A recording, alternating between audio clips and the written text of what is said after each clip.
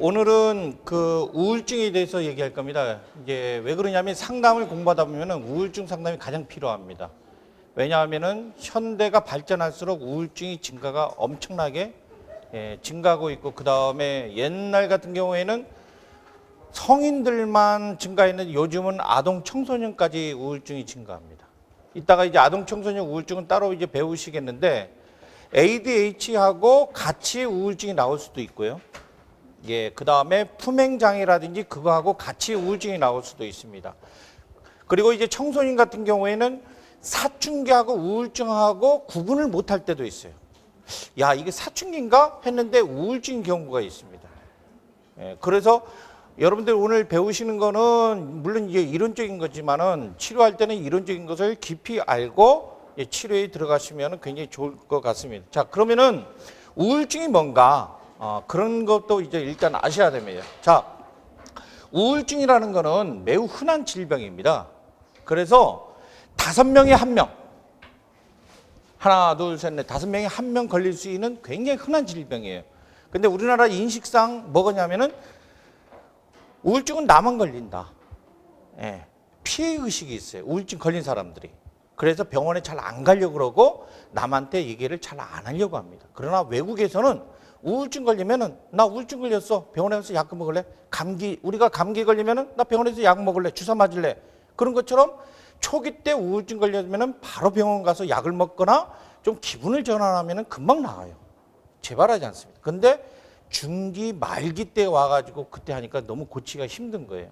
자, 그리고 남자보다 여자가 2배 많습니다. 그 이유는 이제 크게 3가지로 나누는데, 첫 번째는 생리입니다. 여성분들이 생리를 하기 때문에 우울증이 많습니다. 그래서 어릴 때는 우울증 비율이 남녀가 거의 비슷합니다.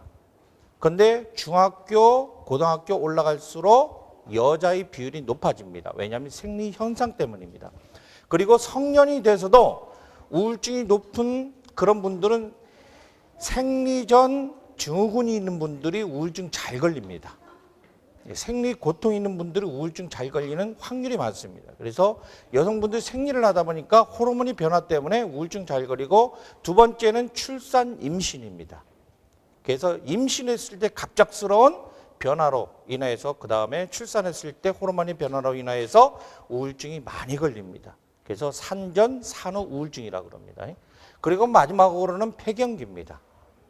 남자는 없지만 여자는 폐경기가 되면은 호르몬이 변화가 돼버립니다. 그래서 여성분들이 50대 중반, 초반, 그때 많이 우울증 걸립니다. 그래서 남자보다는 여자분들이 2배 이상 많이 걸린다고 나와 있습니다. 자, 그러면 우울증이란 뭐냐? 그냥 우울한 기분이다. 그건 우울증이 아닙니다. 그건 기분입니다. 우울증은 4가지가 정확해야 됩니다. 뭐냐 하면은 신체, 기분, 사고, 행동에서 4가지가 골고루 나타나야 됩니다. 물론 사람에 따라 가지고 신체적으로 무기력하고, 만나고 싶지 않고, 누워만 있고 싶고, 그런 분들 계시고, 어떤 분들은 기분에 따라 가지고 감정 기복이 너무 달라가지고 매일 눈물 흘리고 뭐 그런 식으로 나오는 경우도 있고. 그래서 신체, 기분, 사고, 행동 4가지가 골고루 나타납니다. 사람이 타례를 적게 나타나는 사람, 많이 나타나는 사람 틀리지만 여기 나타나는 거고.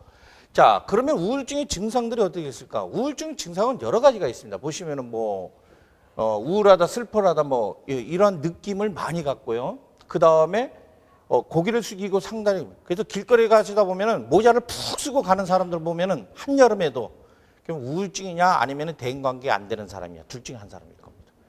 그런 거라든지 환자들 불안, 초조감을 호소합니다.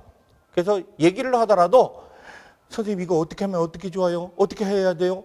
계속 얘기해. 그래서 그걸 얘기를 했는데도 또 질문합니다. 그러면 또 어떻게 해야 돼요? 이건 어떻게 해야 돼요? 어떻게 해야 돼요? 불안감을 감추지 못해요. 그래서 잠을 못 잡니다. 그래서 우울증 걸린 사람들이 대부분 한 7, 80%가 불면증 걸립니다. 걱정, 근심이 많다 보니까 소화가 안 되죠. 그래서 위궤양, 위장염 이런 걸 많이 걸리고, 팔다리가 무겁고 조금만 움직여도 너무 힘들어요. 그래서 처음에는 어느 취미생활도 하다가 취미생활도 끊고, 친구도 좀 만나다가 친구도 끊고, 집에서 활동하다가 집에서 활동하는 것도 어렵고, 앉아있을만 하고, 앉아있다가 누웠기만 하고, 누워있다가는 계속 무기력해지는 거예요. 그래서 나중에는 자살 충동까지 해서 우울증 환자들이 제일 많은 게 자살입니다. 그래서 자살 환자들이, 우울증 환자들이 되게 많습니다. 뭐 성욕과 성기능이 떨어지고, 사고력, 집중력이 없어가지고 건망증이 많이 일어납니다. 그래서 우울증이 나오면은 건망증이 없어져 버려요. 집중력도 안 됐던 분들이 우울증 나오면 집중력 다소 생깁니다. 이번에도 오늘 상담했던 그 여대생인데 고등학교 때 공부를 너무 잘했습니다. 그런데 좀 성적이 좀 안 좋아가지고 그 좀 놀았죠. 이제 뭐라 하여튼 무슨 사건이 있어서 좀 안 좋은 학교에 갔어요. 그때부터 우울증이 걸려버린 거예요. 그래서 몇 년 다니다가 저한테 너무 심해서 오니까 제가 다시 공부해라. 희망을 불어줬는데 하루 만에 그냥 나와버린 거예요. 오늘 아침에 나와서 콧 내려오면서 안녕하세요. 그런 거예요. 그 엄마도 와가지고 원장님 어떻게 하루 만에 일주일 만에 이렇게 나올 수 있어요? 예, 자기가 원하는 거를 못했을 때 그게 억압이 되면 나중에는 우울증으로 발전이 됩니다. 예, 지금도 우울증이 있어요. 그래서 옛날에 고등학교 때 수학 문제를 잘 풀던 것이 그게 지금 생각 안 나요. 근데 조금 있으면 다 생각납니다. 예, 억압이 된 거예요. 기억력, 집중력 다시금 회복됩니다. 우울증이 나오면은. 그래서 그런 것들이 있고, 그 다음에 모든 것들이 잘못될 것 같아요. 미래에 대해서 굉장히 예측 불허예요. 그래서 아예 안 될 것 같아요. 그 실패할 것 같아요. 그래서 자기 비하, 열등감 이런 것이 계속 생깁니다. 우울증이. 자살 계획이기도 하고 뭐 이런 거 이제 나타나기도 합니다. 그래서 이제 우울증이 치료하지 않으면은 수개월, 수년씩 지속됩니다. 저는 제일 오래된 우울증 환자가 27년 된 우울증 환자예요. 할머니. 약을 먹은 지는 14년 됐습니다. 근데 저희들이 이제 그 노인 우울증 할 때면은 저는 집단 상담을 하거든요. 집단 상담을 해가지고 15회기를 했는데 3시간씩 그거 하고 다 나와버렸어요. 27년 된 할머니가 약을 14년 먹었습니다.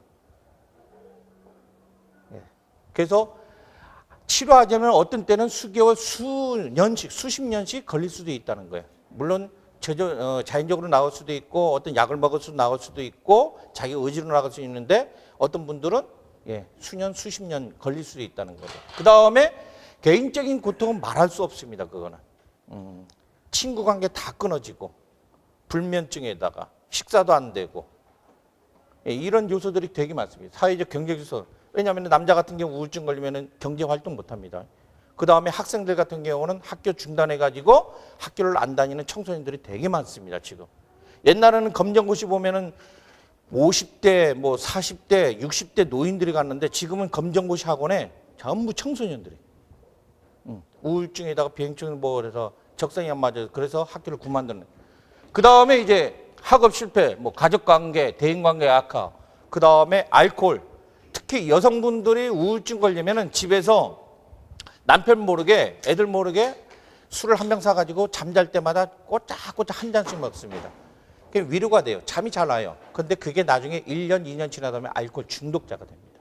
그래서 저희 상담센터 많이 오시고 그런 분들이. 신체적 질환 있고 자살증 많이 하고. 자, 그러면은 우울증하고 우울한 기분하고 이게 완전히 틀립니다.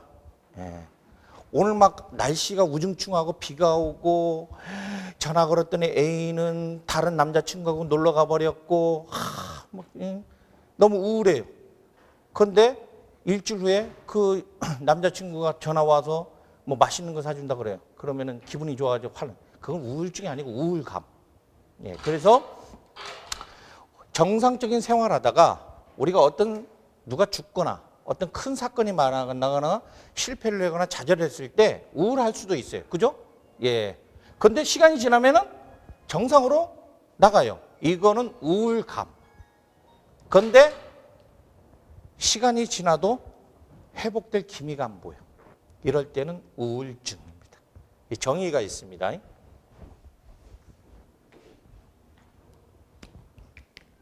우울증은 매일입니다. 매일. 우울한 기분이 매일 2주에서 3주 동안 지속될 때 저희들이 우울증이라고 합니다. 매일. 그 매일도 아침부터 저녁까지 거의 하루 종일 우울한 기분. 공허하다, 쓸쓸하다, 이런 무기력감 이런 것들이 매일 2주에서 3주 동안, 오늘은 좋아졌다가 내일은 나쁘고 그런 게 아니라 뭐 한 2주, 3주가 매일입니다. 매일. 뭐 예. 그것이 계속될 때 2주에서 3주 할 때 저희들이 이제 우울증이라고 합니다. 회복되지 않은 거죠. 예. 자, 그 다음에 이거는 이제 정상인들의 뇌촬영이에요.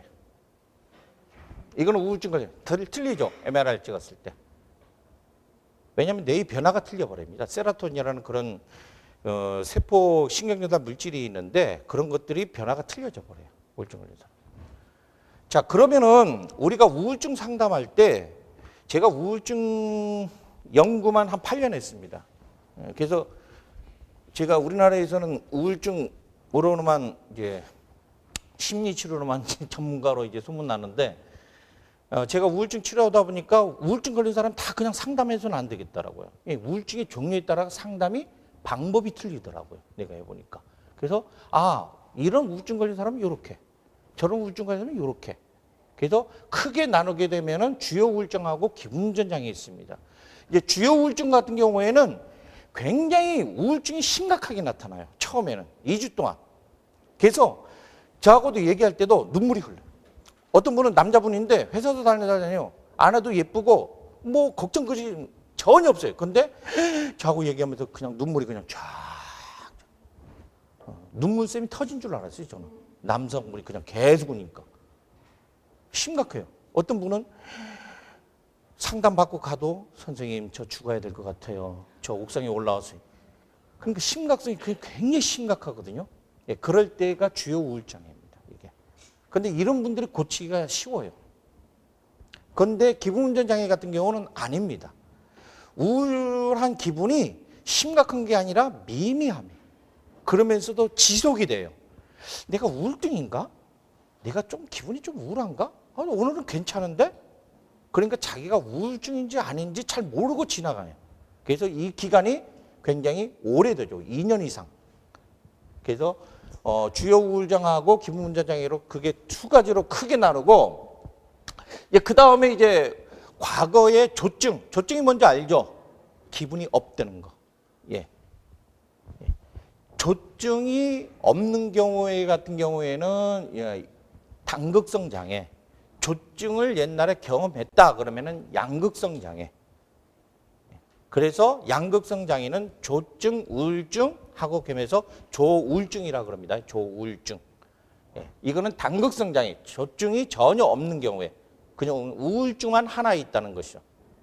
이렇게 나누는데 어느 것이 고치기가 힘드냐 요겁니다. 특히 청소년들이 많이 있습니다. 양극성 장애, 청소년들. 상담 우울증 해가지고 상담 받으러 와요. 선생님 너무 힘들어요. 그래 힘들지 해서 상담을 잘 해줍니다. 몇 주간 했더니 갑자기 와서 선생님 다 넣었어요. 그러는 거예요. 그래 다 넣었어? 저희 이제 막 계획도 생기고요. 어느 대학에 들어갈 것도 막 생기고요. 막 자신감도 생기고요. 이제 막 친구들 만나는 것도 너무 좋고요. 막 변했어요. 선생님 고맙습니다. 조울증입니다. 그래서 선생님이 착각합니다. 야, 다 났구나. 야, 신기하다. 그래서 야, 이제는 열심히 잘해야 돼. 해가지고 몇 주간 있다가 또 옵니다. 우울해. 그러니까 우울증은 한순간에 확 낫는 병이 아닙니다. 천천히 낫습니다. 심리치료든 약물치료든. 그래서 약물치료 같은 경우는 최소한 3개월 이상 약을 먹어야 됩니다. 심리치료도 마찬가지고. 그래서 우울증이 당극성이냐 양극성이냐. 양극성 같은 경우는 우울증이 있는 상태에서는 우울증 치료 받으러 가요. 그런데 조증인 상태에서는 안 와요. 왜냐? 자기 기분이 우울하지 않거든요. 다 나은 것 같거든요. 자신감도 많이 생기거든요. 그러다가 나중에 또 우울증 되면은 또 오고, 그 다음에 나오면은, 그게 반복되다 보니까 잘 고치기가 좀 힘들어요.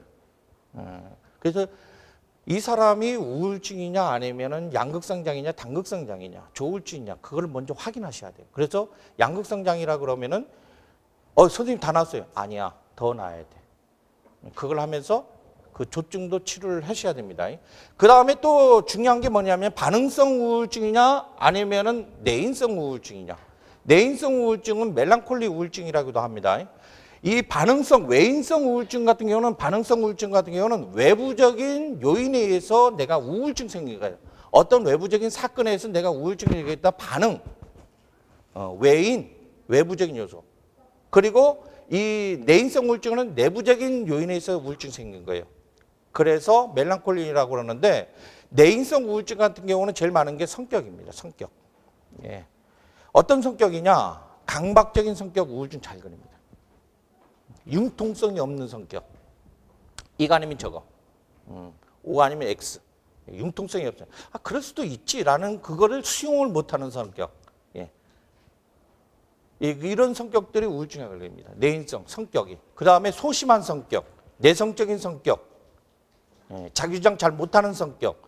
이런 성격들이 내인성 우울증에 많이 우울증 걸리고, 외인성 우울증 같은 경우는 어떤 사건이죠. 누가 돌아가셨다든지, 뭐 사업에 실패를 했다든지, 내가 질병에 걸렸다든지, 외부적인 영향에 의해서. 요거는 뭐냐 하면은 치료할 때 어떤 정서적인 지지라든지 어떤 사건 해결 중심, 이런 상담으로 많이 해주셔야지 치료가 됩니다. 요거는 어떤 성격 개조죠.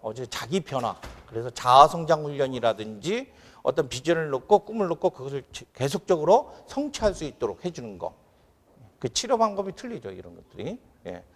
자, 그 다음에 이제 신경적 우울증하고 정신적 우울증이 있어요. 요거는 여러분들이 조심하고 다루셔야 됩니다. 왜냐하면은 정신적 우울증 같은 경우는 여러분이 건들면 큰일 납니다. 왜냐하면 자살 위험이 있어요. 그래서 이 정신적 우울증 같은 경우는 환각, 환청, 망상 증세까지 있습니다. 현실 판단 능력이 떨어져 버려요. 그래서 무슨 소리 들렸다 그러고 상담자가 무슨 얘기했는데 그거 아니라는 소리, 다른 사람이 얘기했다 그러고, 망상, 망각, 환청 이런 거 현실 판단이 떨어집니다. 그래서 이런 분들은 약물 치료를 위주로 하셔야 됩니다. 아니 심리 치료, 전문 심리 치료를 통해 가지고 하셔야 되고, 안 그러면은 병원에 입원하도록 해야 됩니다. 제가 옛날에 한번 상담 안 할 때 어떤 여고생인데 그 여고생이 이런 걸 했어요. 우울증 걸려가지고 환청, 환각까지 다 보여서 4층이라고 해요. 4층에서 누가 떼어내리래요. 그냥 떼어내린 거예요. 그래서 죽었어요. 그 다음에 신경적 우울증은 망상이 안 보이는 거예요. 망상 수준에까지 안 오르고 신경증, 노이로제, 요거 수준이죠.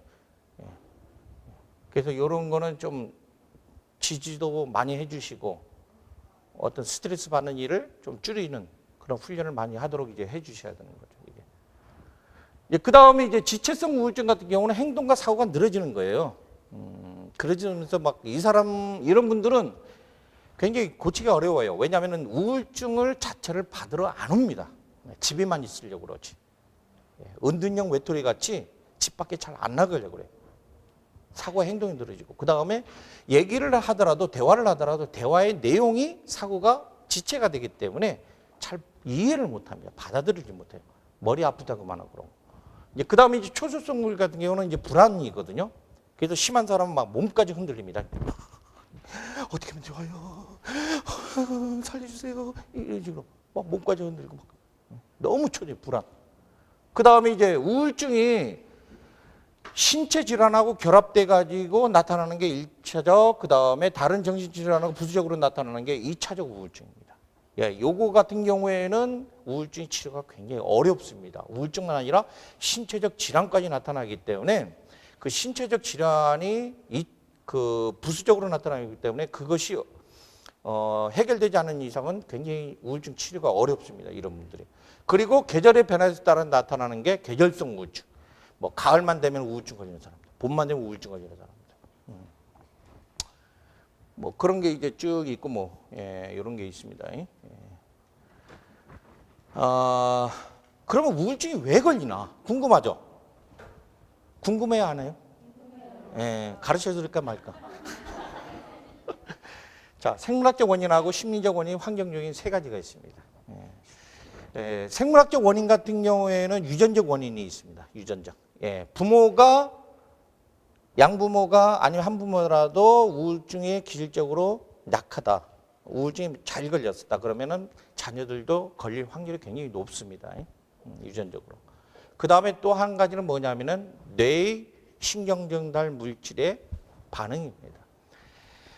신경물질 여러 가지가 있는데 세로토닌이라는 그런 물질이 분비가 안 돼요. 우울증 걸리면. 조금 이따가 자세히 얘기 드리지만은 분비가 안 되기 때문에 감정 조절을 못 합니다. 그게 이제 생물학적 유전이고, 심리적 요인 같은 경우는 여러분들 말씀하신 아까 성격적 요인이죠. 어떤 내성적이고 자기 주장 잘 못하고 강박적이고 어떤 사람을 수용하지 못하고 생각의 틀이 작고 이런 분들. 그 다음에 환경적 요인 같은 경우는 아기가 출산했든지 사업에 실패를 했든지 누가 돌아가셨다든지 교통사고 났다든지 그런 환경적인 요소. 이런 걸로. 그래서 청소년들 같은 경우는 학교를 옮기면은 적응 못 해가지고 우울증 걸리는 애들도 많습니다.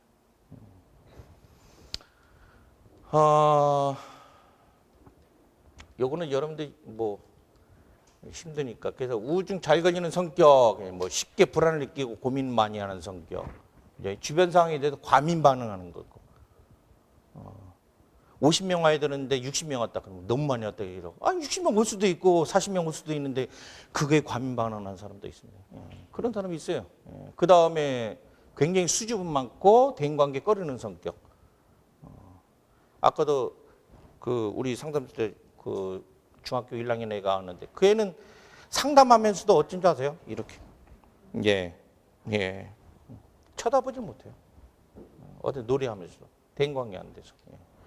그 다음에 자신을 쉽게 비난하고, 선생님 저는 안 돼요. 아무리 해도 저는 안 돼요. 저는 해봤어요. 다 안 되더라고요. 열등감, 자기 비하, 자존심이 낮은. 그 다음에 대인관계에 굉장히 예민한 성격. 그냥 잉크했는데 나를 비웃었다고. 그 사람이 왜 잉크를 했는지 막 화가 나고. 이거 할 수 있잖아요. 그 다음에 얘기하는데 옆 사람하고 얘기하는데 분명히 나에 대해서 얘기한 거라고. 대인관계. 아니 그 옆에 있는 사람 옷 이거 얼마 주고 샀어 물어봤는데 그거 나에 대해서 얘기했다고. 대인관계 그런 사람이 있어요. 예민한 사람. 무슨 말을 하면 딱 그런 거. 그 다음에 이제 완벽주의. 뭐뭐 해야 된다는 완벽주의. 강박적인 사고. 문은 꼭 닫아야 되고, 옷을 벗으면 꼭 옷걸이 놔야 되고. 옷걸이 안 날 수도 있고 날 수도 있고, 그죠?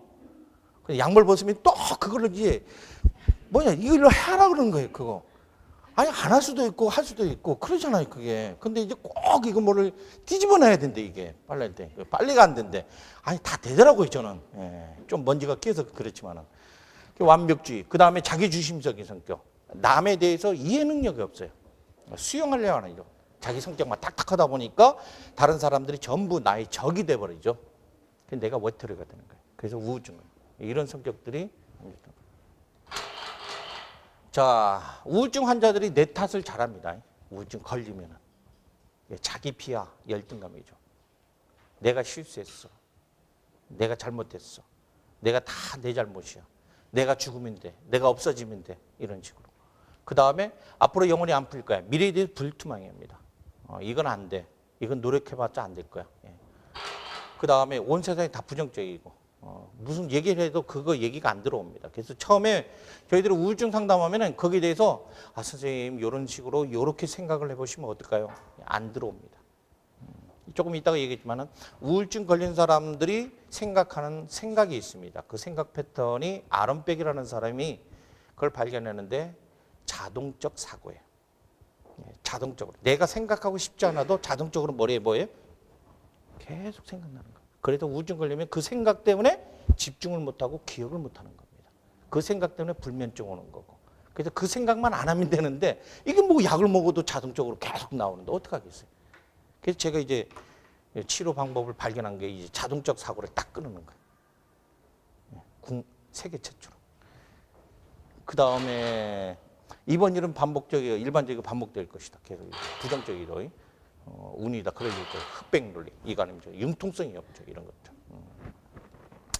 자, 근데 제가 우울증 한 8년 정도 이제 연구를 하고 이제 임상 치료를 하면서 치료를 하다 보니까 소아청소년 그리고 중년, 노인 다 틀립니다. 그리고 치료 방법도 틀리고. 저 같은 경우는 인기 많은 게 지금 소아청소년 우울증 하면 막 지금 지방에서도 콜 합니다. 인천 교육청까지도 갔다 오고 뭐 광주 교육청 뭐 그런 데 가지고 선생님들. 왜냐하면 소아청소년 우울증 심리치료를 하는 데가 없어요. 그래서 자, 왜 다를까? 제가 해보니까 다르더라고요. 치료를 해보니까. 치료 방법도 틀리고 그 다음에 우울증의 그 증상도 다 틀리고. 이거는 여러분 잘 기억을 하셔야 됩니다. 자, 소아청소년 같은 경우 이따가 저 자세히 얘기하겠지만 처음에 우울증 소아청소년 같은 경우는 어른들처럼 우울하다, 죽고 싶다, 왜 이렇게 무기력할까, 이렇게 아닙니다. 40% 이상이 짜증 반응합니다. 엄마 왜 그랬어? 됐어 엄마 그만해. 짜증나. 왜 그래? 이런 식으로. 그게 우울증 증상이에요. 그러면 엄마들은 너 왜 갑자기 엄마한테 왜 버릇없게 그렇게 해? 왜 그렇게 감정 기복이 심해? 막 그런 식으로 몰아붙이죠. 근데 그런 게 우울증이 가능성이 많다는 거죠. 짜증 반응. 그 다음에 학교 거부, 성적 저하가 나옵니다. 우울증 걸리면 아무리 열심히 공부해도 성적이 안 나옵니다. 그 다음에 친구 관계가 안 좋아져요. 선생님하고 관계가. 왜냐? 청소년들은 선생님 하는 게 우울증 걸리면 다 좋은 선생님도 사랑하던 선생님도 믿게 보이거든요. 친구 관계가 다 떨어져 나갑니다. 딱 치면 너 왜 그랬어? 친구 옛날엔 그러지 않았는데 야 너 왜 갑자기 왜 이상해? 내가 뭐? 너 왜 그래? 왜 화내? 내가 언제 화냈어? 막 그러버린 거예요. 그러면 이제 친구가 또 떨어지고 그 다음에 이제 친구가 이제 관계가 안 좋고 선생님이 안 좋으면 뭐 돼? 집으로 가버리죠. 그래서 학교를 안 다녀요. 엄마는 학교에 안 다녀요. 왜? 나 짜증나. 안 가. 막 혼자 막 머리 막 뜯고 그 다음에 머리 막 벽에 막 박치고 막 입을 뒤집어서 막 소리 지르면서 막 울고 막 얘가 이거 어떻게 된 거 아니고 막 그때에서 병원 오면은 우울증 중기 말기. 그 다음에 이제 여러 가지 신체 증상이 나타나요. 제일 많은 게 아동들이 제일 많은 게 배 아프다. 아동들 초등학교에서 유치원 애들 계속 배가 아프다 그래요. 그러면 우울증이 아닌가 의심해 봐야 됩니다. 두 번째 많은 게 머리 아프다. 머리 엄마 왜 오늘 머리 아프니까 좀 가기 싫어. 학교 가기 싫어. 유치원 가기 싫어. 막 그럽니다. 머리 아프다. 그 다음에 이제 약물남용이라든지 청소년 비행이라든지 고산병 이런 식으로 이제 많이 나타나고 중년 같은 경우는 아니죠. 이제 건강염려증 라든지 죄책감, 의심, 절망감, 공허감 이런 것들이 많이 나타나고 그 다음에 노인들은 또 틀려요. 노인들 같은 경우는 요거 모모한 신체 증상 이게 가면 우울증. 병원에 가면 아파요. 몸이 아픈데 신체적으로 이상한 것 같은데 병원에 가보면 아무런 없어요. 그런 분들 계시죠? 그게 가면 우울증. 그 다음에 불면증 많이 걸립니다. 그 다음에 불안 이게 많이 나타나고 그 다음에 가성치매, 가짜 치매라고 합니다. 그래서 치매 증상 같은 증상이 나타나요. 근데 치매 검사를 해보면 치매가 아닙니다. 우울증이에요. 그래서 집중력자, 기억력자 해가지고 자꾸 잊어버리고 집도 잘 못 찾고 그래서 치매 아닌가? 치매는 아니에요. 검사를 해보면. 근데 우울증일 수 있습니다. 그래서 치료 방법이 틀립니다. 청소년 같은 경우에는 집단 상담이 안 됩니다. 청소년 같은 경우는 개인 상담해야 우울증 잘 되고 그 다음에 중년 같은 경우에는 집단 상담해야 잘 되고 노인 같은 경우에는 집단 상담하면 100% 다 나옵니다. 그래서 저희들은 노인 우울증 걸렸다 그러면 3명만 모아도 집단으로 해버립니다. 그런 게 있어요. 조금 이따 가르쳐 드릴게요. 폐경기 우울증, 중년 남성 우울증 이제 그렇게 생기고 이거는 아까 이제 신체 질환이나 약물에 인한 우울증도 있습니다. 이거는 고치기 조금 어렵습니다. 이거는. 그래서 이제 약물 치료가 있고 광선 치료가 있고 전기 경련 치료가 있고 자기 자극술 이제 개인 정신치료, 개인 상담이죠. 집단, 그 다음에 인지행동 치료. 외국에서는 우울증이 제일 많이 치료한 게 인지행동 치료예요. 생각 바꾸기. 생각만 바꾸면 되거든요. 그런데 우리나라처럼 생각 바꾸기 치료가 잘 안 돼요, 우울증이. 그래서 제가 개발한 프로그램을 이제 많이 적용하고 있죠, 이제 그게. 그 다음에 우울증 환자들에게는 이제 규칙적인 운동이 굉장히 필요합니다. 우울증 환자들은 환경만 변해져도 우울증 금방 낫습니다. 그러니까 집안에 있어가지고 계속 우울증 걸린 환자가 있다.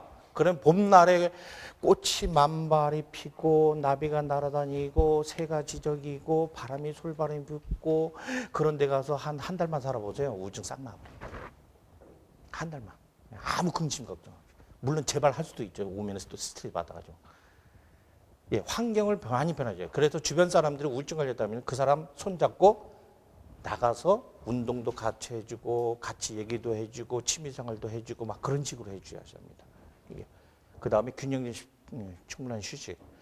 약물 치료 같은 경우에는 잘 하셔야 됩니다. 왜냐하면 우리나라 사람들이 약물 치료에 대한 거부감들이 많이 있어요. 근데 약물 치료도 많이 효과가 있습니다. 약물을 먹으면 정신과 약은 우리 몸을 좀 약하게 만들죠. 그 정신 머리를 하려니까 그 감정을 조절하는 약이거든요. 그러다 보니까 먹으면 좀 몽롱해져요. 근데 그게 머리가 뭐 바보가 된다든지 그런 건 없습니다. 그리고 정신과 약에 대해서 뭐 중독이 된다든지 그런 건 없습니다. 꾸준히 먹고 취미생활 잘하고 내가 이기려고 극복하려고 의지적으로 많이 하시면 충분히 됩니다. 광선치료 같은 경우 우리나라에서는 안 하고 저기 아이슬란드라든지 북반구에 있는 나라들이 합니다. 이거는 햇빛이 잘 안 나는 나라. 그래서 이런 광선, 그러니까 햇빛죠. 그러니까 불빛을 가지고 쫙 쬐면 우리가 선탠하면 기분 좋아요, 안 좋아요? 좋죠. 그런 것처럼 그거 빛을 딱 밝아주면 따뜻하고 너무 기분이 좋아요. 그러면 그런 식으로 치는. 전기 경련 같은 경우는 뇌에다가 작은 전기를 충격을 줘가지고 호르몬이 그 세로토닌이나 신경전달 물질이 잘 흐르도록 할 수 있는 게 그겁니다. 이거 치료죠. 이거 치료 달라져. 자, 이게 신경전달 통로입니다. 이게. 그런데 신경전달 물질이 요렇게 와서 이렇게 갈 수도 있고, 이렇게 와서 이렇게 갈 수도 있고, 이렇게 와서 이렇게 갈 수도 있고, 여러 방향. 근데 요게 이 사이가 붙어 있는 게 아니라 떨어져 있습니다. 어떻게? 이렇게. 요거는 뭐냐? 세로토닌이라는 신경전달 물질입니다. 그래서 여기서 나와서 이쪽으로 흐릅니다. 근데 정상인들은 이렇게 많이 나오는데 이것이 너무 많이 나오면 뭐예요? 조증. 이렇게 안 나오면은 우울증. 그래서 약물 치료를 하는 겁니다. 자, 왜 안 나오느냐? 보시면은 요게 파괴 효소입니다. 신경전달 물질을 파괴하는 거. 그래서 알맞게 나와가지고 너무 많이 나오면 많이 파괴하고 적게 나오면 파괴를 많이 안 하고 그런 조절인데 요 기능이 고장 나버려요. 그 다음에 요거는 순환 펌프입니다. 이 물질이 나오잖아요. 그러면 다시금 재순환해 주는 거. 너무 많이 나오면은 많이 순환해 주고 적게 나오면은 순환 좀 안 해주고 이런 식으로 하다가 요게 두 개 가지가 고장 나버린 거예요. 무슨 말인지 알겠죠? 두 가지가 고장 나버리니까 조증인 사람 너무 많이 나버리고 우울증 같은 경우는 뭐예요? 이게 파괴수가 그냥 하루에 10개만 잡아먹어야 되는데 막 20개, 100개씩 막 잡아먹으니까 우울증이 이게 물질이 여기 안 들어가 버리죠. 그래서 약물을 먹습니다. 약이 요겁니다. 항우울제. 항우울제를 먹으면 이 약이 세로토닌이라는 신경전달 물질하고 결합이 돼요. 결합이 돼서 재흡수가 안 됩니다. 재흡수가 안 되면 파괴가 안 되죠. 그래서 이쪽으로 흡수가 잘 되는 거죠. 그래서 약물 치료가 한 번 먹어야 되는 게 아니라 계속적으로 먹어가지고 치료를 하는 거죠. 이렇게 결합이 돼가지고.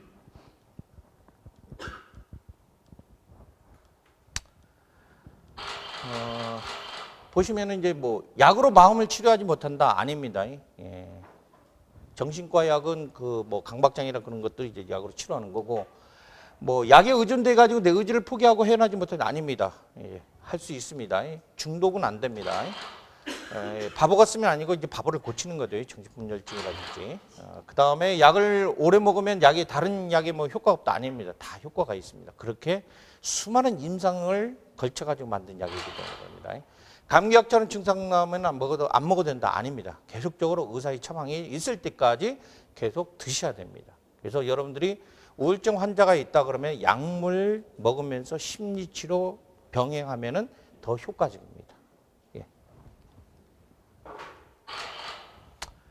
아까 이거는 완전히 낫죠. 이거는 약물만 먹어서입니다. 만성적인 주요 우울증하고 재발도 많이 됩니다.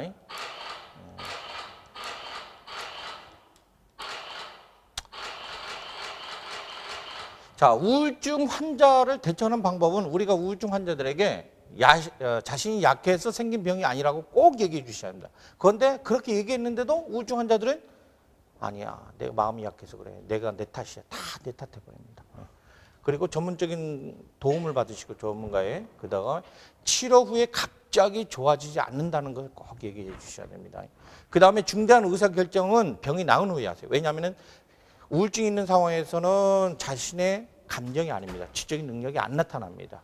그렇기 때문에 병이 나은 후에 꼭 해가지고 그 다음에 다른 사람하고 같이 지내면 많이 치료에 도움이 됩니다. 그 다음에 기분을 좋게 하는 활동. 그래서 우울증 환자만 하면 옛날에 어떤 거를 많이 하셨어요? 어떤 거를 취미생활 하셨어요? 하면은 지금은 취미생활 뭐 코미디 프로그램 이런 걸 다 재미없게 해요. 옛날에 골프도 잘 쳤는데 골프도 없지, 친구 많은 수다 떠는데 수다도 안 떨지. 그러면 옛날에 재미있게 했던 일들을 찾아가서 조금씩이라도 하게끔, 의무적으로도 하게끔 그렇게 해주면 많이 나아집니다. 이제 가족들한테는 이제 시간을 가지고 치료하면 반드시 낫는 병이라고 얘기를 해주시고, 증상에 대해서 비난하지 마셔야 됩니다. 가족들에게. 야, 너 왜 그렇게 막 마음 약해서 그런 거야. 이거 마음 굳게 하면 되지 않냐. 막 그런 식으로 하면 안 됩니다. 그 다음에 환자의 충분한 고통을 들어주고 공감하되 그 섣부른 충고는 이제 하지 마시고, 그 다음에 여러 가지 활동을 권유하되 그걸 강제적으로 하면은 더 역효과가 나와버립니다. 그 다음에 자살에 대해서 얘기할 때 꼭 의사한테 말해가지고 자살을 예배할 수 있도록 해주시고, 그 다음에 이제 약을 잘 먹을 수 있도록. 청소년 같은 애들이 약을 안 먹어요. 딱 해요. 약 먹어라. 알겠어요. 딱 먹고 혀 속에 딱 감춰가지고 없죠? 딱 여기 안 먹죠? 나중에 탁 약만 잘 먹어도 치료가 잘 돼요. 됐습니다. 질문. 요거는 이제 기본적인 제가 우울증에 대해서 이제 했는데 질문 있으세요? 예. 예. 재발되는 경우가 되게 많습니다. 완전히 고치지 않고. 고쳐도 재발되는 분들이 많습니다. 지금 알고 계시는 분이 우울증 증상인데 나중에 지금 기현 증상이 되면 귀가 자꾸 귀에서 소리가 나요. 이명. 머리가 자꾸 아프다고 그러시거든요. 예. 그러니까 말소리도 잘 안 들리고, 그래서 지금 계속 병원에 다니고 계시는데 보니까 우울증 증상을 지금 겪었다고 하시네요. 그런 것들이 우울증 때문에 올 수도 있습니다. 예. 근데 이제 그거 우울증 완전히 치료하면 그게 거의 낫습니다. 제가 치료해 보니까. 예. 우울증 치료에 대한 것을 권유를 해야 예, 권유를 하셔야 됩니다. 지금은 오히려 귀보다는 우울증이 먼저입니다. 예. 또요. 공황장애하고 우울증하고 차이가 있을 것 같은데요? 아니, 틀립니다. 예. 공황장애하고 우울증하고 틀립니다.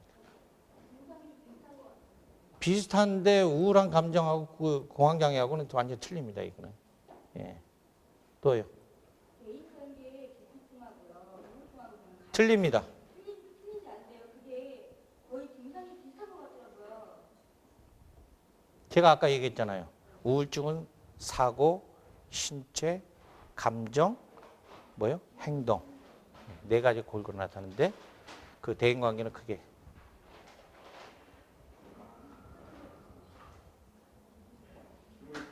예.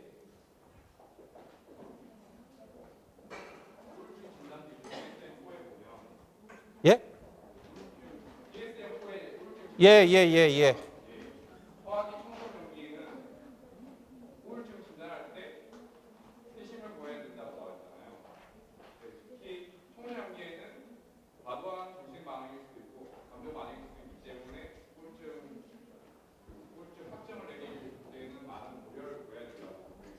예, 나와요.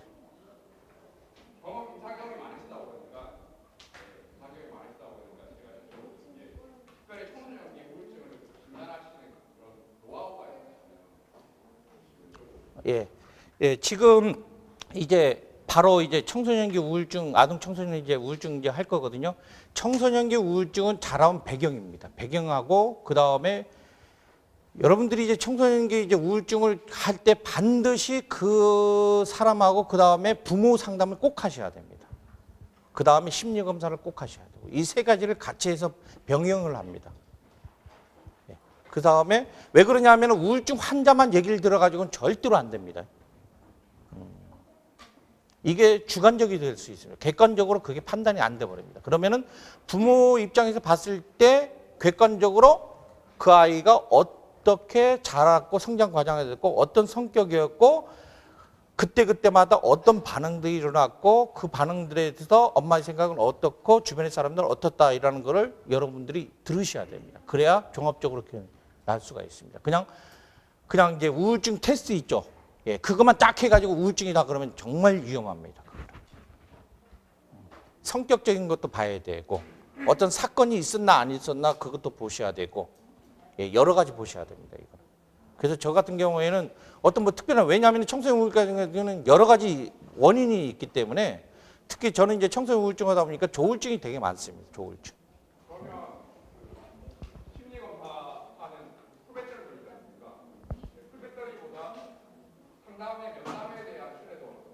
아니 큰 게 아니라 다 같이 봅니다.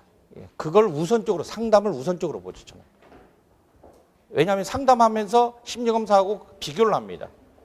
비교를 하면 이제 그게 맞아요. 맞고 어떤 건 틀리고 해서 상담하다 보면 이제 그 내담자가 느끼는 감정, 주관적인 우울증 같은 경우에는 이게 기간이 굉장히 중요합니다. 기간이. 그 다음에 어느 정도 반복적으로 그 우울한 감정이라든지 고통이라든지 이런 게 주기적으로 일어나느냐 안 일어나느냐. 그래서 아까 저기도 있지만 우울한 감이냐 우울감이냐 아니면 그냥 애도 반응이냐 그냥 그 우울증이냐 이런 것들이 나타나요. 틀려요 이게. 상담을 하다 보면 그 사건들 언제부터 그랬냐 그때 처음에 있을 때 어떤 감정을 느꼈냐 그리고 난 다음에 그 이후부터 어떤 변화가 계속 이어졌느냐 그걸 내담자한테도 듣기도 하고 부모님한테도 듣기도 하고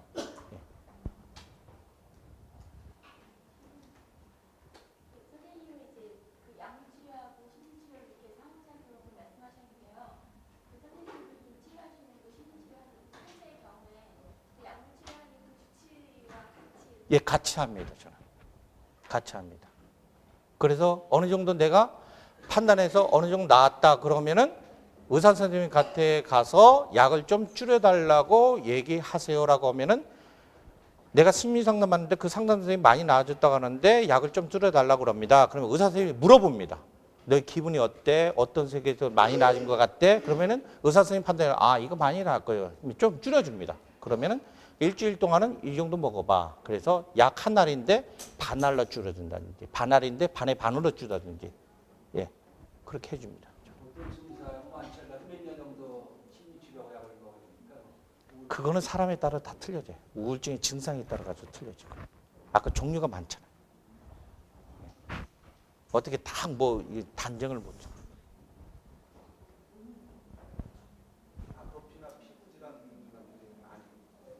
예. 예? 그거는 좀 틀려요. 예. 아토피가 걸려가지고 우울증이 오는 사람도 있어요. 근데 뭐 우울증 걸려가지고 아토피가 오는 건 아니고요. 그런 증상이 많이 나요. 아토피나 질환, 피부 질환에 그런 건 아니에요. 그건 없어요. 예. 예. 그런 건 없어요. 뭐 나타날 수도 있는데 그거는 극소수고 뭐 그 우울증 걸린다 그래가지고 그건 나타나는 건 뭐 없고요.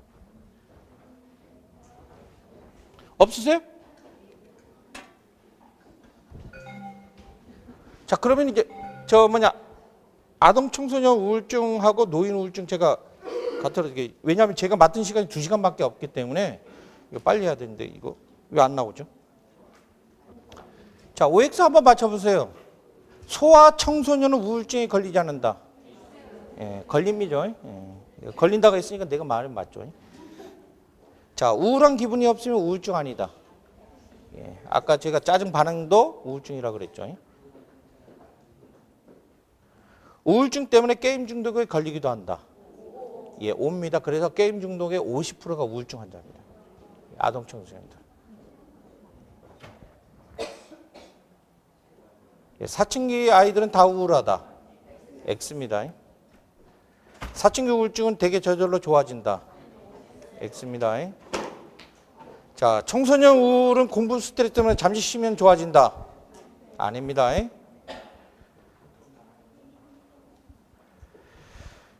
자, 세계정신보건기구에서 1990년대는 우울증이 4위입니다. 근데 앞으로는 2이고 1위로 간다 그럽니다. 갈수록 우울증이 높아집니다. 자, 1980년도 이전에는 소아 우울증을 정식으로 인정을 안 했습니다. 발달 시기에 존재하지 않는다. 80년도 이전에는 인정을 안 했습니다. 그런데 80년도에 그거를 인정을 했습니다. 공식적으로.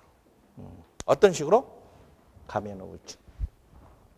과잉 행동, 공격적 행동, 비행, ADHD, 품행장애 이런 식으로.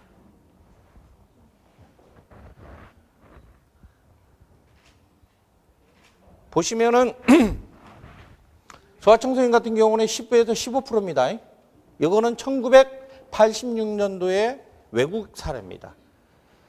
작년인가 재작년인가 서울에서 자가진단을 했습니다. 초등생, 초중고, 서울 애들만. 그랬더니 자가진단을 했더니 거의 40%에 육박합니다. 자가진단입니다. 그랬더니 신빙성 못 믿습니다. 왜냐? 자가진단이니까. 그냥 막 할 수도 있고. 그런데 그만큼 뭐예요? 높다는 거죠. 그 다음에 1세에서 6세까지 1%, 7세에서 12세까지는 2%, 청소년은 많아지죠. 그러니까 이제 청소년이 갈수록 많아집니다.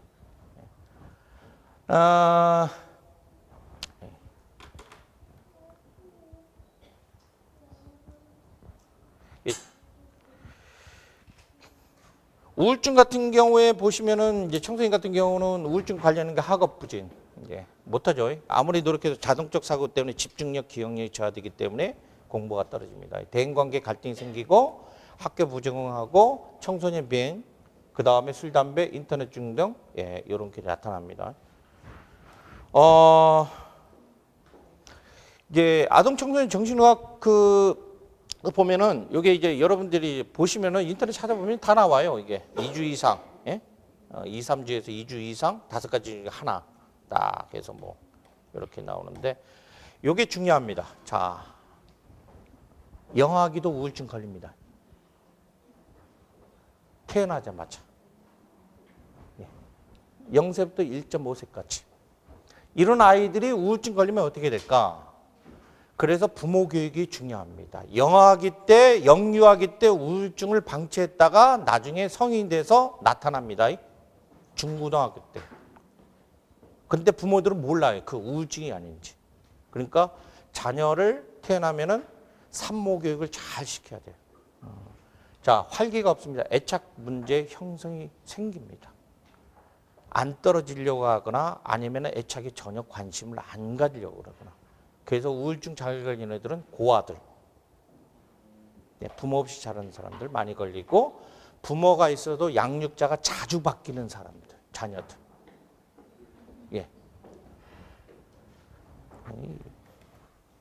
자, 보시면은 부모가 오래 분려됐거나 양육자. 그래서 현대인들이 많이 걸립니다. 왜냐? 제 아는 분도 오늘 보니까 엄마가 되게 바쁩니다. 80%가 집 밖에 있습니다. 아빠도 바쁩니다. 집에서 누가 돌보냐? 일하는 아줌마가 돌봅니다. 낮에는 일하는 아줌마가 애가 뭐예요? 엄마인 줄 알아요. 엄마. 밤에 들어오면 또 엄마 해야 돼. 엄마 우리 바꿔. 혼동이 생겨. 애착 형성에 문제가 생깁니다. 자, 그 다음에 수행 고간에 혼자 자란 아이들, 부모가 없는 거. 그럴 때, 그 다음에 또 하나는 어머니가 우울증 걸릴 때, 산후 우울증. 애가 태어나가지고 우울증 걸려가지고 애를 안 돌봅니다. 애가 뭐 장난을 하든 뭐든지 엄마가 그냥 무기력하겠다. 애는 그냥 혼자 막 찡얼찡얼 울고. 돌봄이 없죠. 그럴 경우에 애들이 나타나는 게 영유아기 때 칭얼거리고 위축되고 체중이 안 늘립니다. 안 커요. 그래서 여러분 어린아이인데 초등학교 1학년인데 뭐 5살 정도 성장이 안 된 애들이 있죠. 막. 그런 애들이 어렸을 때 우울증이 가능성이 있을 때입니다. 다는 아닌데. 그 다음에 감염에 잘 걸리고 성장에 장애가 오고 무표정이고 지적인 발달이 일어나지 않고 사회적 관계가 형성이 잘 안 됩니다. 자, 그 다음에 걸음마기입니다. 걸음마기 같은 경우는 짜증스러운 기분 많이 납니다. 이때부터는 좀 됐어 엄마 됐어요? 응? 이런 식으로. 그 다음 발달이 늦습니다. 그래서 걸음마 남들보다 조금 늦어요. 걸음마 하는 거. 그 다음 언어도 다른 애들은 뭐 언어 구사력이 좀 좋은데 얘가 왜 그러지? 그래서 언어 훈련 테스트를 해봐도 뭐 정상이 대소변결하기도 잘 안 되네. 예, 우리 센터에서 대소변결하기 안 돼가지고 애가 참는 성격이에요. 그러니까. 그래서 다 싸. 화장실 갔다 오래도 안 가요. 그냥 참아서 그 자리에. 그래서 저희 센터에서 이제 치료받고 난 다음에 뭐 다 가래요 지금. 그래서 지금 안 오는데 2달 만에 고쳤어요. 그다음 악몽, 야경증, 자해행동. 애들도 자해행동 합니다. 어린아이들도. 자해행동이 막 칼 긋고 막 그런 게 아닙니다. 머리 뽑는 거. 뭐예요? 이 손톱 뽑는 것도 이것도 뭡니까? 자해행동입니다. 머리 뽑아요. 예. 우리 막내도 옛날에 머리 막 뽑았습니다. 그래가 여기가 뽕 뚫려졌어요. 머리 뽑아요 이게 막. 불안하니까. 유난히 매달리거나 지나치게 공포 불안 있고 지나치게 반항적이거나 잘 놀지 못하는 영유아기 때. 그 다음에 이제 학년전기, 유치원. 이럴 때 같은 경우는 이제 좀 어른들하고 조금 비슷하게 나타나죠. 무관심해요. 관심이 잘 없어져요. 맛있는 것도 옛날에 잘 먹었는데 잘 안 먹고 슬퍼 보이고 웃지도 잘 않고 이때는 이제 짜증 분노가 좀 더 세집니다. 또래 관계에서 위축돼가지고 잘 안 놀아요. 혼자만 놀려고 그러고 구석에 가서 놀려고 그러고 멋있게도 행동이 빠라바라 되지 않고 신체적 증상 엄마 오늘 왜 배 아파 뭐 머리 아파 막 이제 슬프다고 좀 말을 하고 무서움 많이 탑니다.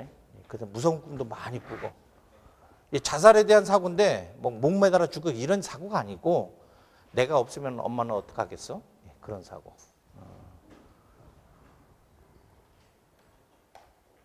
청소년. 청소년 같은 경우는 묵회감증입니다.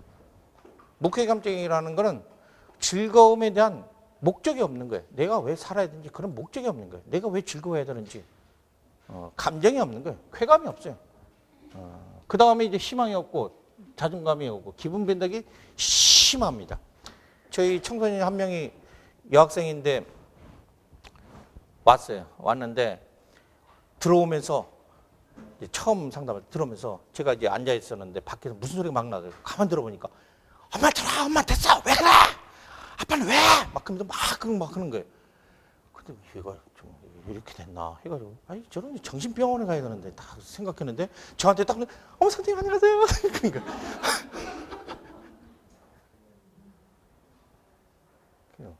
그래 저하고 상담 다 하고 난 다음에 딱 가는데 엄마 됐어 따라오지 마, 나 혼자 갈게. 막 그러고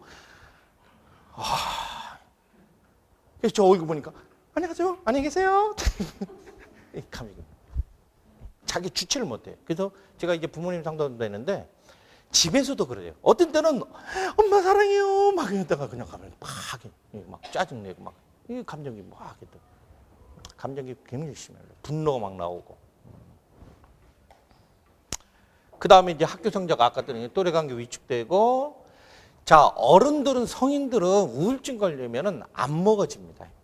많이 먹는 사람들은 대부분 안 먹습니다. 밥맛이 없고 입맛이 없으니까. 그래서 소화기 장애가 와요.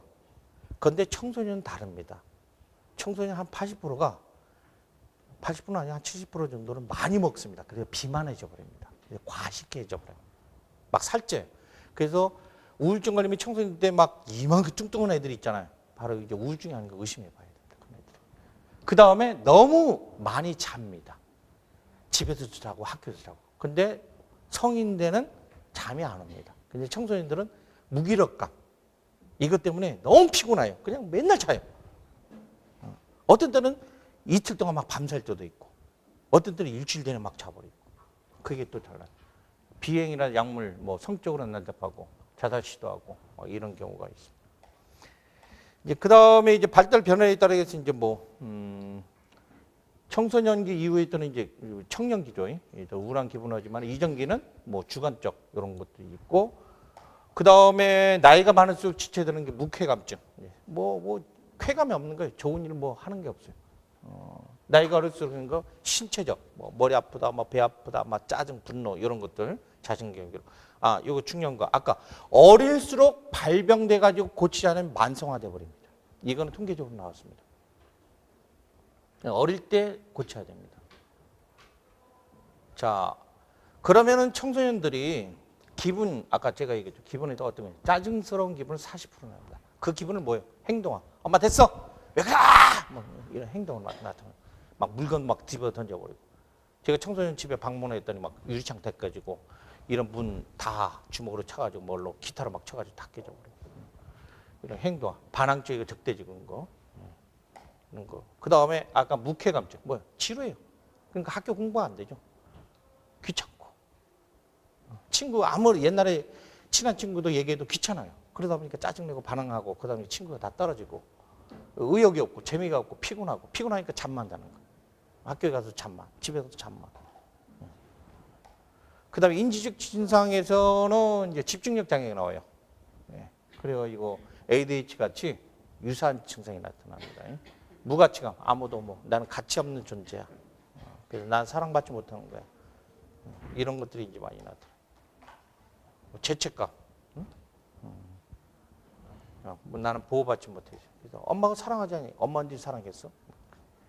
그 다음에 신체 증상 같은 경우는 복통, 아까 복통, 두통 이런 것들, 식욕변화 이런 것들 많이 나타나고. 불안 같은 경우에는 이제 아이가 어릴수록 분리불안 장애가 많이 나타납니다. 부모가 떨어지는 거 힘들어하고 학교 가는 것을 어려워합니다. 유치원이라든지. 그 다음에 공포증, 범불안 장애. 늘 긴장해 있고 불안이 많은 그런 경우. 그 다음에 환경과의 마찰도 많이 일어나죠. 그래서 학교에서 제일 많이 일어납니다. 그래서 우울증 걸리는 청소년들이 학교 중단하는 경우가 되게 많습니다. 또래 관계에도 위축되고 갈등돼가지고 권위적 대상하고 항상 싸우죠. 선생님하고 불려다니고. 문제가 딱 났는데 해결을 못해요. 그리고 부모가 야 그러면 얘 이렇게 해라. 그러면 엄마가 그렇게 하라고 했잖아요. 해가지고 엄마한테 또 따지고. 부모가 자식 키우는 게 자식 농사가 제일 힘들어요. 그러니까 우리나라에서 안 낳기 운동하는 거지. 근데 많이 나오면 또 괜찮아져요. 서로가 치고받고 하니까 그냥 싸우고. 자, 그 다음에 이제 아까 우울한 기분 행동하고 외연하고 그런 식으로. 그래서 가족 내 문제가 많을수록 비행 청소년이 되어버립니다. 가족 내 문제가 없으면은 우울증이 그 가족 안에서 있다가 없어져 오는데 문제가 있으면 애들이 못 견뎌합니다. 그래서 밖으로 나가버려요. 그래서 비행해버립니다. 이렇게. 그래서 비행 청소년을 해보면 불쌍한 일이 많이 나와요. 자, 우울한 기분은 반드시 나타나는 게 아니죠. 집중력이 학업 부진이 나타나고 신체 증상 호소가 많고 심장 건강이 끌리고 일탈력이 나오고 이런 식으로 쭉 나타납니다. 뭐 이거 그렇습니다. 요게 이제 뭐 나머지 거는 제가 그거나 똑같습니다. 그 다음에 산후 우울증인데 요거는 여러분들이 기본적으로 좀 기본만 아시면 좀 좋을 것 같아요.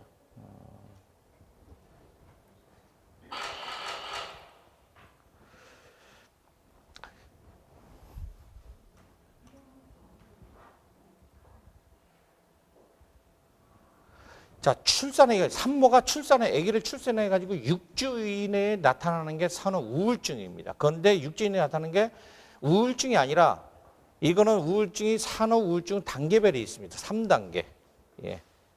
베이비 블루스라는 게 있습니다. 첫 번째로 그거는 우울감입니다. 우울감. 그래서 산모의 60%, 80%, 60%에서 80%가 우울감으로 나타나요. 베이비 블루스가 나타나요. 일시적인 겁니다. 그래서 일주일 안에 그게 다 사라집니다. 여러분들이. 그런데 그게 지속되다 보면 산후 우울감에서 나중에 산후 신경증 그게 나타나요. 그 다음에 그 다음에 나타나는 3단계가 나타나는 게 정신병입니다. 그거는 아기 안고 뛰어내리는 사람이 있죠. 뉴스에 봤죠? 이겁니다. 그래서 뭐 보통 3일에서 10일, 일주일 사이에 그 베이비 블루스 같은 경우는 없어져요. 금방 사라지는데 그때 뭐 남편이 아기 태어나가지고 여보 내 사랑하는 와이프야. 내 장미를 받아다 딱 했을 때 우쭐 확 없어져 버려요. 뽀뽀 한 번만 해도 우울증 없어요. 근데 이제 남편은 회사 바쁘다고 아기 태어나는데 안 왔다. 그러면 심각해집니다. 이게. 그래서 이 보시면은 출산 후 이제 임신해서 이제 뭐때 베이블루스 이게 출산 후 우울증, 정신증. 예, 요게 제일 위험합니다. 근데 얼마 퍼센트는 없어요. 이런 거 같은 경우에는 입원도 필요하고. 자, 보통 이제 이런 게 있습니다. 우울증은 산후 우울증은 일반 우울증하고 틀립니다. 보시면은 모든 일에 관심 없고 의욕이 없고 실적 우울증을 가지고 뭐 남편이 갑자기 미워지기도 합니다. 예. 그래서 남편이 아기 낳아가지고 여보 사랑해요. 당신은 아기만 좋아하지 나는 안 좋아하지? 그리고 그래 아기하고 살아. 갑자기 남편 미워져 버려요. 그럴 때 남편이 당신 무슨 말이야 막 그런 식으로 하면 안 됩니다. 그래 마음이 아니야 나 아기 좋아하지만 당신 더 좋아해 그런 식으로 해야 우울증 확 낫지 그냥 막 싸우면 안 됩니다. 그 다음에 이제 원인을 알 수 없는 그런 몸 상태가 막 안 좋아요. 그 다음에 즐거운 일을 권유받더라도 기분 나지 않고 거절하는 경우도 되게 많고 사소한 일에도 울적하십니다. 그래서 산후 우울증 하면 눈물이 계속 나와요. 나도 모르게. 그 다음 우울감이 빠져 있고 공포 불안 그 다음에 베이블루스가 아까 보네 우울감이 2주 이상 육체적 떨어지고 이런 것들이 기억력 상실, 성욕 상실 이런 것들이 자르고 이런 것도 이제 아까 베이비블루스 이거고 산후 정신증 이거고 그 다음에 정신병 신경증 이거는 이제 중요한 겁니다. 자 어떤 사람이 산후 우울증이 잘 걸리는가 이게 중요하죠. 보시면 이전에 산후 우울증에 걸렸던 사람 잘 걸립니다. 임신 상관없이 우울증이 있는 사람 잘 걸리고 생리전 증후군 있는 사람 잘 걸리고 부관계가 안 좋은 사람 잘 걸리고 의지할 만한 친구가 적은 사람. 그래서 임신해서 이사 가면은 안 됩니다. 그러면은 임신하고서는 밖에 활동이 잦아져 못 잦아져요? 잘 안 가죠. 그러면 아기 낳았어요. 그러면 집에 있는 시간이 많죠. 그러면은 뭐예요? 친구들이 없어요. 그럼 쉽게 우울해져. 기존에 살았던 데는 얘기 나면 와 애기 보러 가자 해가지고 막 찾아오기도 하고 막 하는데 그래서 저도 이제 상담해 보니까 남편이 들어오는데 이사 가고 직장 때문에 그럴 경우에 친구가 없어. 그런데 다는 아닙니다. 이사 가도 임신해도 야 어디야 돌아다니는 친구들 많습니다. 배가 이 남산만 해가지고 막 돌아다니면서 막 빈대떡 먹고 막 김치 지져 먹고 막 떠들고 애 바로 낳고도 막 덮어가지고 막 하는 애들 막 그런 분들은 절대로 우울증 안 걸려요. 근데 이제 그렇지 않은 사람들이 있다. 그런 사람들이 이사 갔을 때 의지할 만한 친구 가지고 적었을 때 이제 그 다음에 임신 기간 중이나 출산했을 때 심각한 아버지가 돌아가셨다든지 어머니가 돌아가셨다든지 사업에 실패를 했다든지 내가 남편이 심각한 일을 겪은 사람이 많이 걸리고 그 사회적인 그런 스트레스의 지지체계가 부족한 사람들이나 부정적인 생활을 많이 경험한 사람 어릴 때부터 그런 사람들이 많이 걸립니다. 이게 그 다음에 이제 그 남편이 불안정한 직업을 가진 사람 애기 임신했는데 그죠? 태어났는데 남편이 돈 잘 벌고 그런 걱정 없는데 이거는 이건 돈 버는 것도 아니고 이거 어떻게 희위하냐 계속 근심 걱정하다 보면 안 되죠. 그 다음에 육아의 경험이 없는 분들 많습니다. 요즘 친정어머니 잘 안 도와줍니다.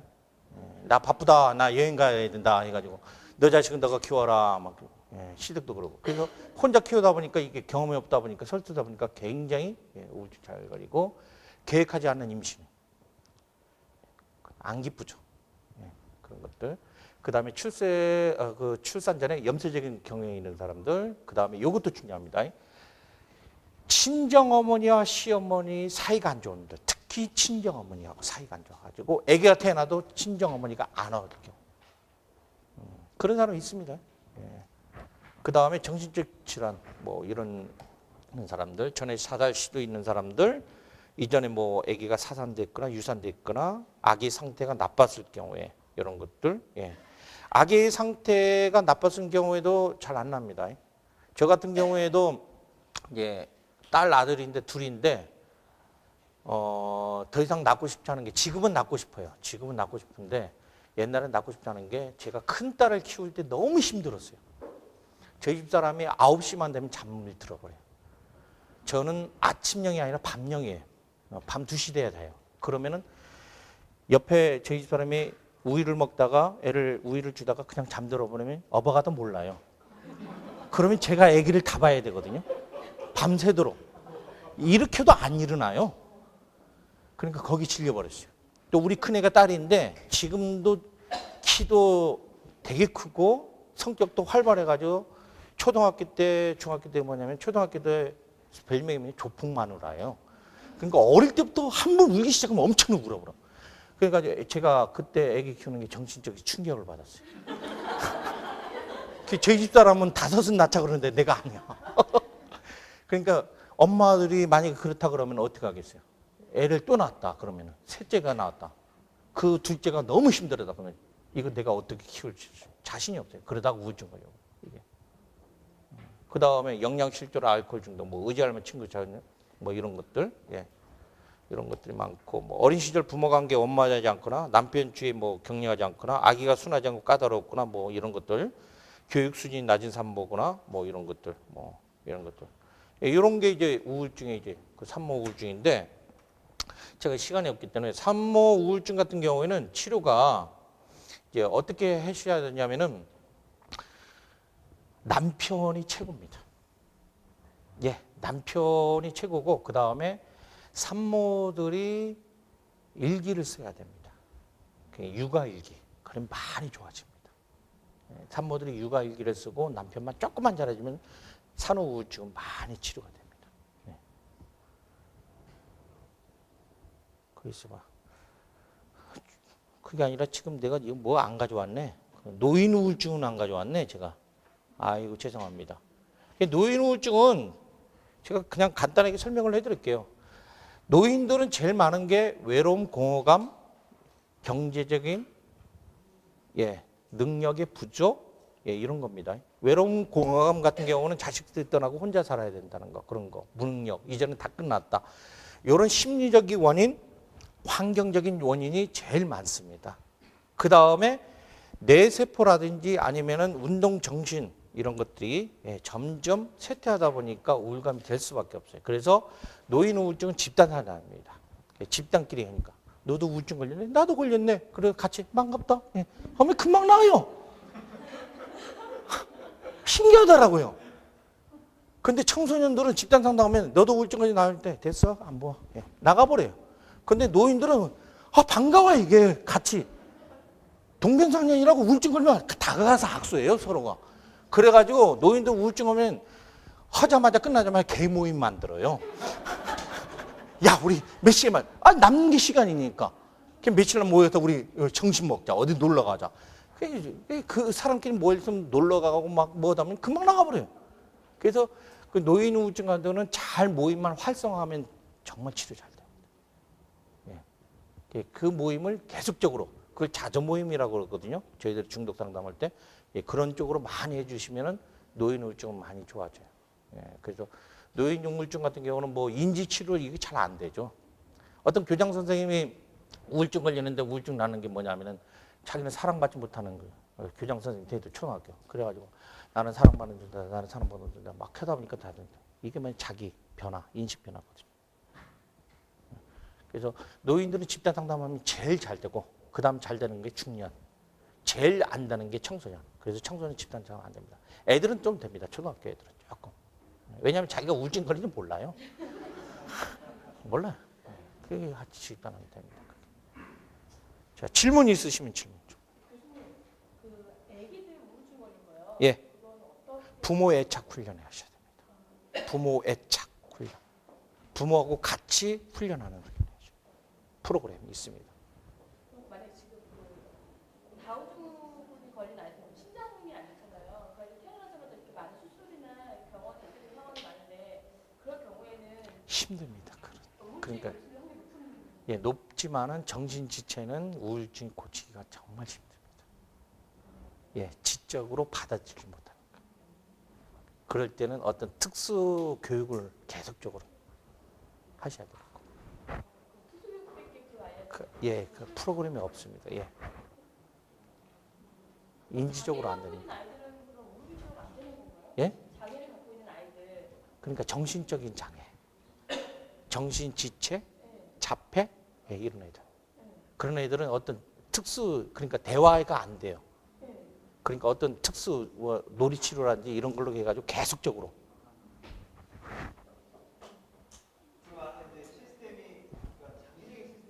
예, 장기적인 시스템입니다. 그거 아니면 안 됩니다. 유아인 경우에는 혹시 배변이 잘못 떠나는데 어떤 일로 인해서 배변을 초등학교 1학년 때까지 이렇게 가지에 붙이면 안 돼요. 예, 예.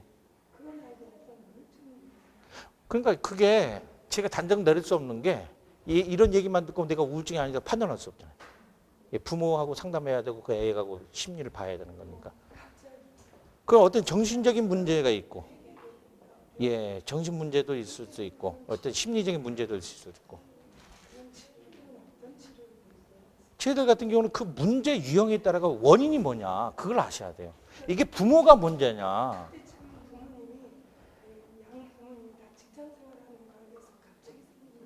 그러면 이제 부모하고 애착 관계 문제겠죠. 그럼 이제 부모하고 같이 프로그램을 진행하셔야 됩니다. 그때는. 그래가지고 이제 저희 센터에서 막 하는 게 이제 로션을 발라주면서 부모가 너는 사랑스러운 존재야. 너는 다 잘할 수 있어. 엄마 아빠는 너를 너무 사랑해. 막 이 애착 관계 로션을 하면서 이런 거 하고. 그 다음에 이제 이불 같은 거 위에다가 딱 태워줘가지고 부모가 흔들어주면서 이게 이제 그 엄마 태아 때 예, 그 기분이거든요. 예, 그렇게 하면서 너는 사랑스러운 존재야. 이제 자긍심 언어를 사용해 주는 거예요. 계속.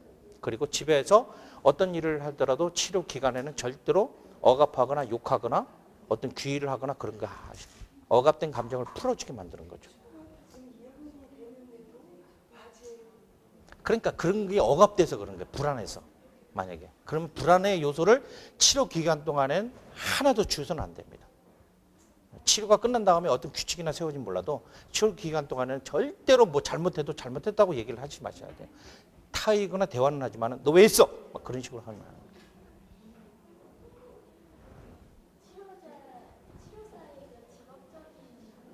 예?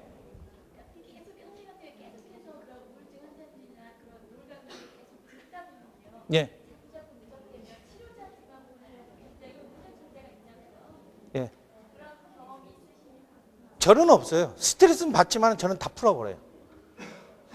상담자는 상담자 자기 관리가 안 되면 상담 못 합니다. 저도 오늘 아침 9시부터 상담하고 세미나하고 그 다음에 또 상담하고 지금 쪼가서 또 상담해야 돼요. 두께 있어요. 10시까지 끝나요. 오늘 밤. 어저께 또 현대 자동차 거기 그룹 가가지고 6건 상담했고 스트레스 받아요. 그래서 내일은 어디 갈 거냐 하면은 에버랜드 가가지고 신나게 놀 거예요. 저는. 애들같이 놀이동산 가서 꽉 차고 그게 나의 스트레스 푸는 겁니다. 그래서 1년 회원권 끊었습니다. 혹시 주위에 그런 거를 제어를 하지 못하시는 치료자들이 있으시면 예, 있습니다. 있으면은 역반응이 나와버리죠. 그래서 본인이 우울증 걸려버립니다. 그래서 상담자는 자기 관리가 정말 중요합니다.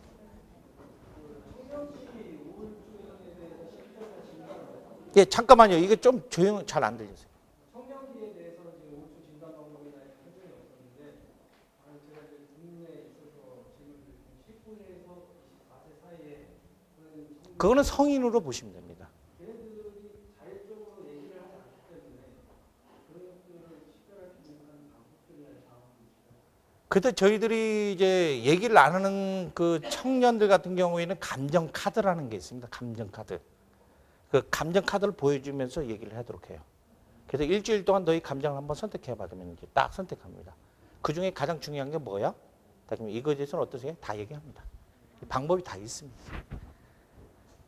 나중에 배워드릴게요. 시간 때문에 제가 시간이 없어서.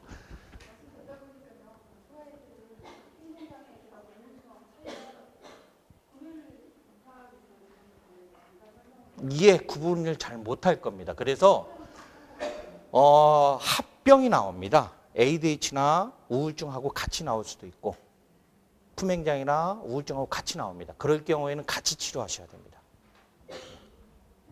그 구분이 안 되는 청소년도 많아요. 그러니까 같이 존재하는 거죠.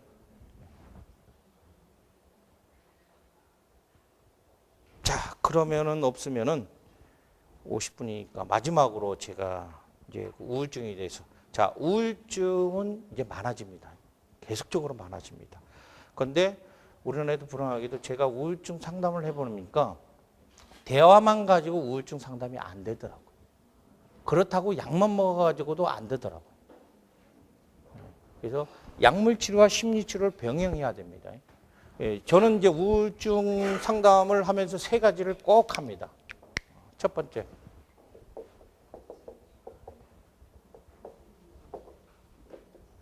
인지행동 치료.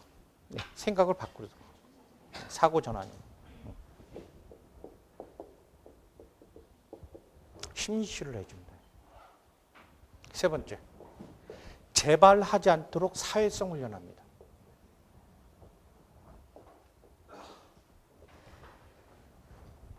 대인관계 훈련, 자기주장 훈련, 공감 훈련, 예, 이런 것도 사회성. 그래야 재발하지 않습니다. 요거를 저희들이 보통 3개월에서 4개월, 일주일에 한 번. 심한 사람들은 일주일에 2번 체크하다가 나중에 일주일에 한 번.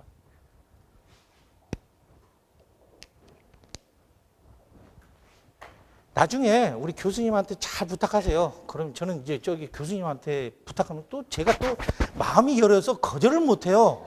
다른 분들한테 부탁하면 다른 분들한테 하면 저는 잘 거절 진짜 바쁘거든요.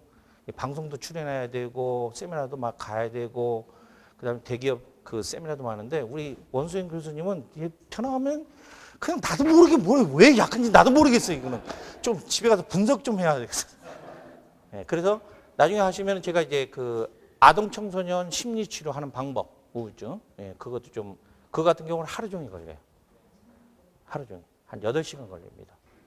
그것도 좀 가르쳐 드리고 임상 중심이거든요. 저희들은 이론 중심이에요. 그래서 교수님한테 잘 부탁하세요. 그럼 제가 시간 날 때 나중에 좀 해드리도록 하겠습니다. 예, 고맙습니다.